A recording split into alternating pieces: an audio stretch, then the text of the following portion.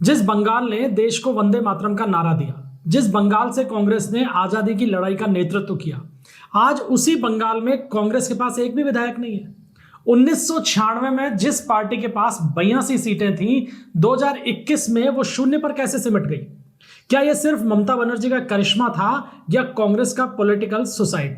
आज analytic India पर हम डिकोड करेंगे बंगाल में कांग्रेस के पतन की ये पूरी की पूरी इनसाइड स्टोरी। बंगाल में विधानसभा चुनाव के लिए वोटिंग इसी महीने होने जा रही है और साफ तौर पर मुकाबला बीजेपी और टीएमसी के बीच में दिख रहा है। लेकिन सवाल यही उठ रहा है कि भारत की द ग्रैंड ओल्ड पार्टी कहां है? कांग्रेस इस सीन में क्यों नहीं है? 2021 में खाता भी नहीं खोल पाई थी, क्या अब भी वही कहानी होगी?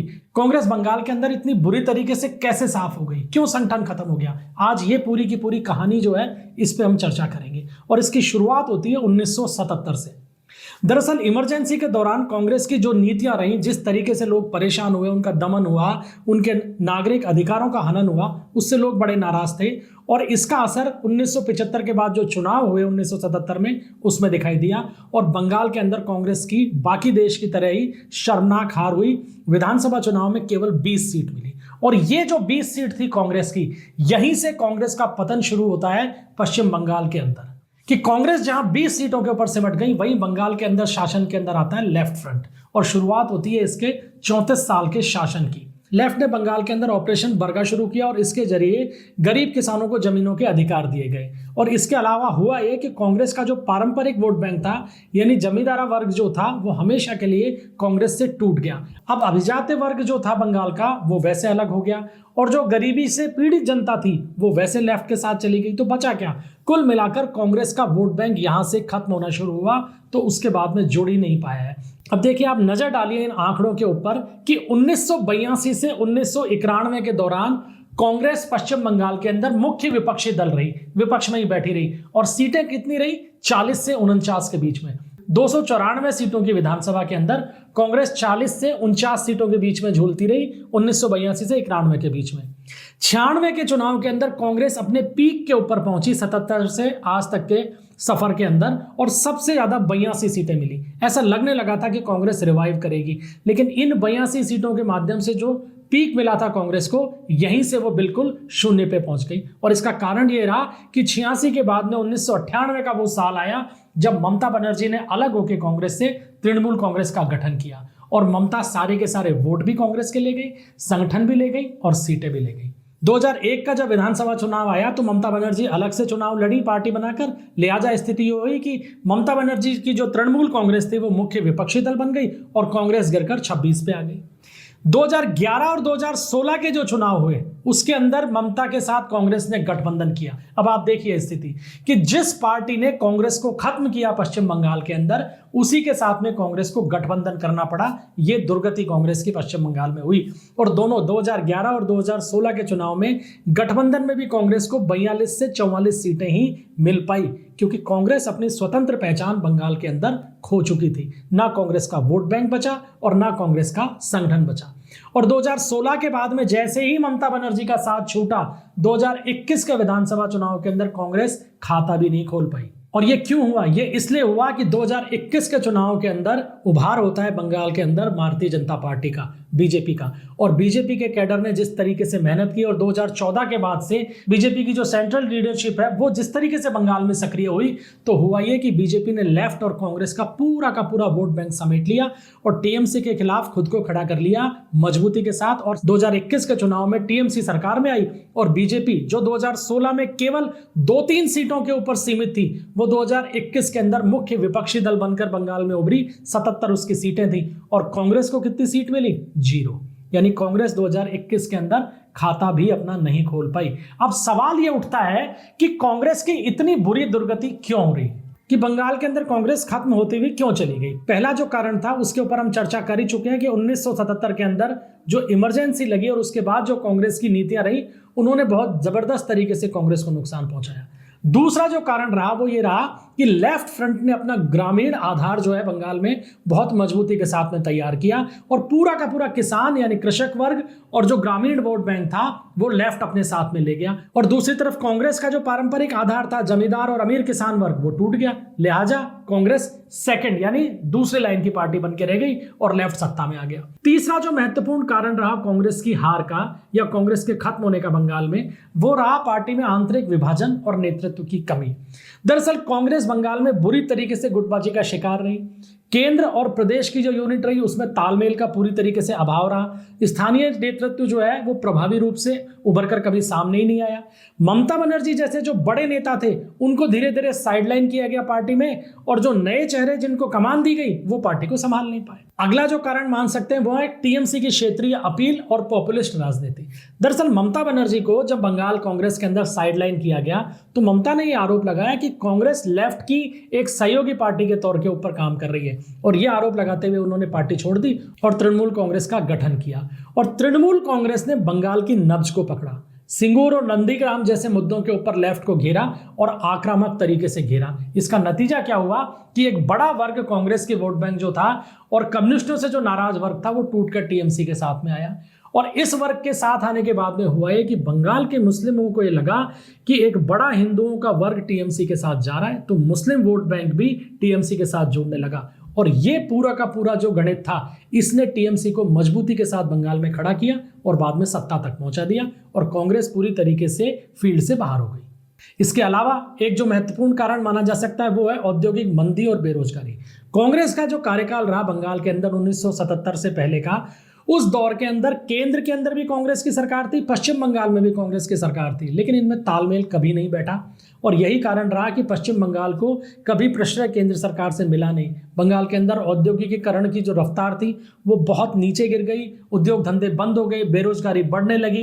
इसके अलावा लेफ्ट ने जो अपनी एक मजदूर वर्ग को लेकर एक जो हड़ताली संस्कृति शुरू की, उसका भी बहुत नेगेटिव इम्पैक्ट आने लगा, और कुल मिलाकर कांग्रेस बंगाल के अंदर अलोकप्रिय होती गई।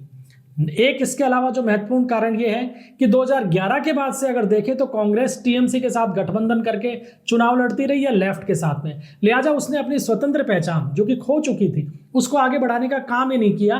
कांग्रेस सिर्फ पिछलग्गू बनी रही, कभी टीएमसी की और कभी उस लेफ्ट की जिस लेफ्ट ने कांग्रेस को बंगाल के अंदर खत्म किया था। ये सारे के सारे कारण थे जिन्होंने बंगाल के अंदर कांग्रेस को बहुत बुरी तरीके से प्रभावित किया। और इसके बाद में फिर दौर आता है 2014 के बाद का। ये बहुत महत्वपूर्ण काल रहा है बंगाल के अंदर, क्योंकि इस दौर के अंदर जहां एक तरफ बीजेपी के अंदर नरेंद्र मोदी की राजनीति खड़ी हुई, वहीं दूसरी तरफ कांग्रेस के अंदर राहुल गांधी की राजनीति शुरू हुई। और इसका नतीजा क्या निकला? इसका नतीजा यह निकला कि ना तो कांग्रेस की लीडरशिप बंगाल को अपनी प्रायोरिटी पे रख पाई, ना कांग्रेस की लीडरशिप बंगाल के अंदर प्रभावी नेता खड़े कर पाई, और ना कांग्रेस की लीडरशिप बंगाल के अंदर अपने वोट बैंक को सुरक्षित रख पाई। दरअसल हुआ ये कि मोदी सरकार के विरोध के अंदर राहुल गांधी ने दिल्ली में तो टीएमसी के साथ में दोस्ती करनी शुरू की, और बंगाल की राजनीति के अंदर वो टीएमसी के खिलाफ खड़े रहे। यही कारण रहा कि ममता बनर्जी से राहुल गांधी की बिल्कुल पटरी नहीं बैठी। तो ना उनका गठबंधन केंद्र के स्तर पर बन पाया, और ना उनका गठबंधन या उनका अस्तित्व जो है वो राज्य के स्तर पर बन पाया। टीएमसी लगातार स्टेट के अंदर कांग्रेस को खड़ा होने से रोकती रही, और केंद्र के अंदर भी उसको एक तरीके से टूल के तौर पे काम लेती रही। लिहाजा दोनों जगह राहुल गांधी के नेतृत्व में कांग्रेस को कोई फायदा नहीं हुआ। अब स्थिति देखिए कि राहुल गांधी और प्रियंका गांधी बंगाल में दोनों पॉपुलर है। भारत जोड़ो यात्रा जो थी उसको बंगाल के अंदर समर्थन मिलने की उम्मीद भी थी, पूरे देश में मिला भी, लेकिन जब बंगाल के अंदर भारत जोड़ो यात्रा पहुंची तो वो गए कहां? वो गए सिर्फ मुर्शिदाबाद और मालदा, यानी जो मुस्लिम बहुल बेल्ट था उसी के अंदर वो बंगाल के अंदर रहे और बाद में बंगाल से बाहर निकल गए। बाकी पूरे बंगाल को उन्होंने अपनी भारत जोड़ो यात्रा के अंदर शामिल करने में कोई रुचि नहीं दिखाई। इसके अलावा कांग्रेस पिछले 2 चुनावों से बंगाल के अंदर लड़ ही नहीं रही, यानी केवल उम्मीदवार खड़ा करके औपचारिकता पूरी करते रहे, और चुनाव लड़ाने के लिए केंद्रीय नेतृत्व ने कोई ताकत लगाई ही नहीं।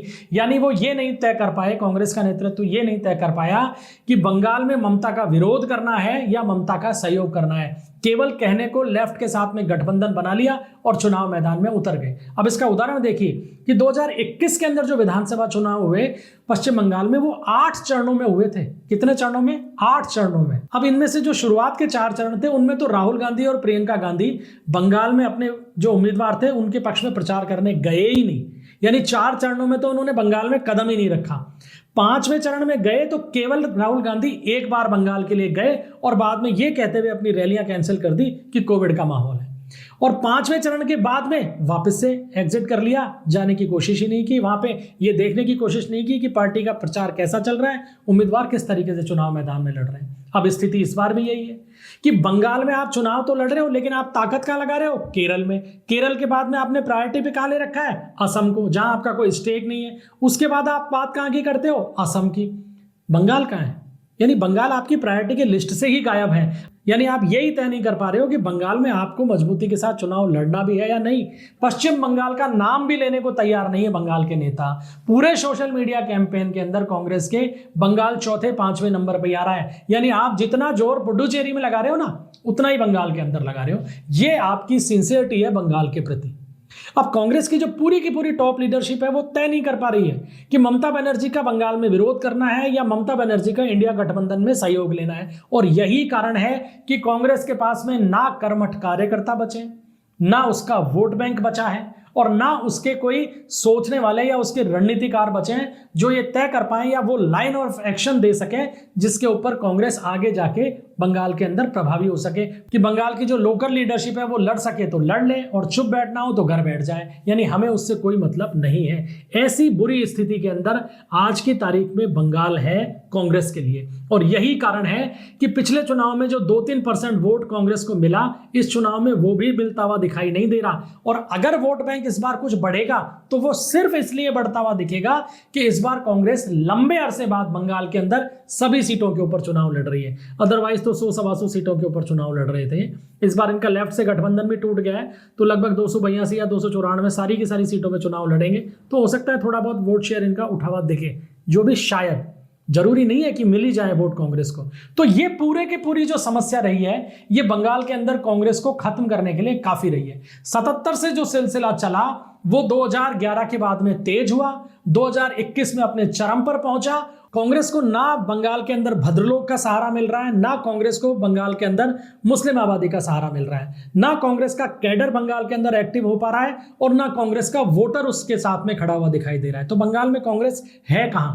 77 से जो गिरावट शुरू हुई उसके बाद कांग्रेस आज बंगाल के अंदर 0 पे पहुंच चुकी है। अब राजनीति में 0 से नीचे अगर जाने का कोई फॉर्मूला हो तो वहां भी कांग्रेस जा सकती है, लेकिन यह फॉर्मूला फिलहाल इजाद हो नहीं पाया है। इसलिए 0 से नीचे तो हम नहीं मान सकते, लेकिन 0 पे तो वो बरकरार है, यानी अपनी स्थिति को वो मजबूती के साथ में स्टेबल किए हुए है बंगाल के अंदर। इसके ऊपर कांग्रेस अपनी सफलता के ऊपर इतरा सकती है। अब ये स्थिति कांग्रेस कितने दिन रखेगी, ये कांग्रेस के नेताओं को सोचना है। तो क्या कांग्रेस फिर कभी पश्चिम बंगाल के भद्रलोक और सर्वाहारा का भरोसा जीत पाएगी, या फिर बंगाल में हाथ का साथ अब केवल इतिहास की बात बन चुका है?